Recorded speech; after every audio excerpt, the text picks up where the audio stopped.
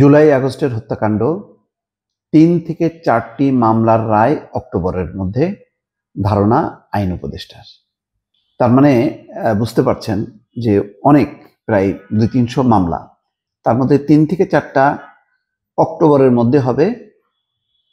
এটা মানে ধারণা করছেন মামলার গতি প্রকৃতি বা বিচারের গতি প্রকৃতি দেখে আইন উপদেষ্টার ধারণা।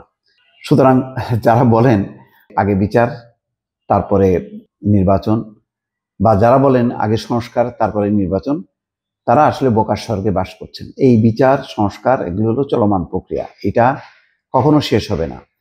আপনার কাছে হয়তো ২টা-৩টা মনে হবে গুরুত্বপূর্ণ, অন্য জনের কাছে মনে হবে না এই 10টা গুরুত্বপূর্ণ। তাহলে এগুলি করতে গেলে নির্বাচনটা আরো হবে, আর নির্বাচন না হলে নানা রকমের গ্রুপের উদ্ভব ঘটবে। সরকারকে, আইন কানুন সবকিছুকে উপেক্ষা করে নানা রকম অনভিপ্রেত ঘটনা ঘটবে, যেগুলো ডক্টর ইউনূসের পক্ষে সামাল দেওয়া মুশকিল, এবং হচ্ছেও তাই। তো সুতরাং এটা ভালো, আইন উপদেষ্টা বলছেন মাত্র ৩ থেকে ৪টা অক্টোবরের মধ্যে, তাও উনি শিওর না। বুঝতে পারছেন অবস্থা?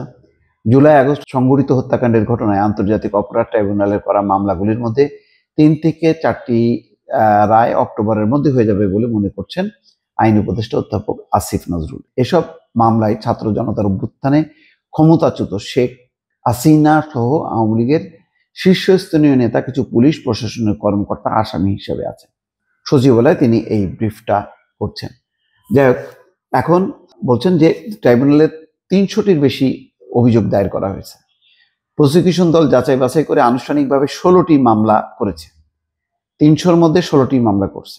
এর মধ্যে 4টি মামলা তদন্ত কাজ এই মাসের মধ্যেই শেষ হবে বলে মনে করছেন। এরপর অভিযোগ গঠনের মাধ্যমে আনুষ্ঠানিক বিচার কাজ শুরু হবে। তো যাই হোক, এখন বিপুল সংখ্যক ৩ শতাধিক মামলা, 16টার একটা মানে প্রসিকিউশন টিম, যেটা আন্তর্জাতিক অপরাধ ট্রাইব্যুনাল, তারা 16টা মামলা নিয়ে কাজ করছেন, তার মধ্যে ৩-৪টা অক্টোবরে। এটা একটা লম্বা প্রক্রিয়া, এ ব্যাপারে কোনো সন্দেহ নেই। তো সুতরাং ওই বিচারের জন্য নির্বাচন মানে কাজ পিছিয়ে থাকা বা মানে স্থগিত রাখা, এটা একটা বিপজ্জনক বিষয় হবে। কারণ ইতিমধ্যে নানান স্বার্থান্বেষী মহল নানা রকম মতলব নিয়ে কাজ করছে। এইটা একটা অসম্ভব ব্যাপার হবে। আজকে বরং আইন উপদেষ্টা তিনি বরং এটা পরিষ্কার করলেন যে আসলে পরিস্থিতিটা কি।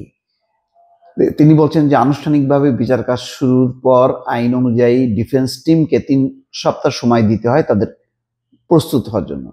এই 3 সপ্তাহ সময় শেষ হলে আনুষ্ঠানিকভাবে সাক্ষ্য গ্রহণের প্রক্রিয়া শুরু হবে ঈদের পর এপ্রিল মাসে। এই আদালতে অব্যাহতভাবে শুনানি হয় বলে এসব মামলার রায় এপ্রিল থেকে শুরু করে পরবর্তী 4 থেকে 6 মাসের মধ্যে দেওয়া যাবে। তার মানে এটা একটা প্রসেস। এই প্রসেসগুলি যদি ফলো করা না হয়, এই ট্রাইব্যুনালের দিকে আন্তর্জাতিক মহলের দৃষ্টি আছে। সুতরাং ধানাই পানাই করে ক্যাঙ্গারু কোর্ট বানানো সেই শেখ হাসিনা আমলের মতন এটা সম্ভব না।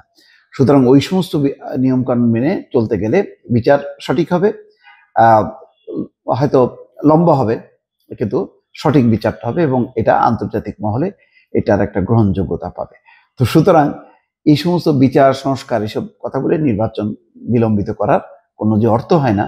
আজকে আসিফ নজরুল যে পরিসংখ্যান দিলেন, যে ধারণা দিলেন, তার থেকে এটা আরো পরিষ্কার যে দ্রুত নির্বাচন হওয়াটাই বাঞ্ছনীয়।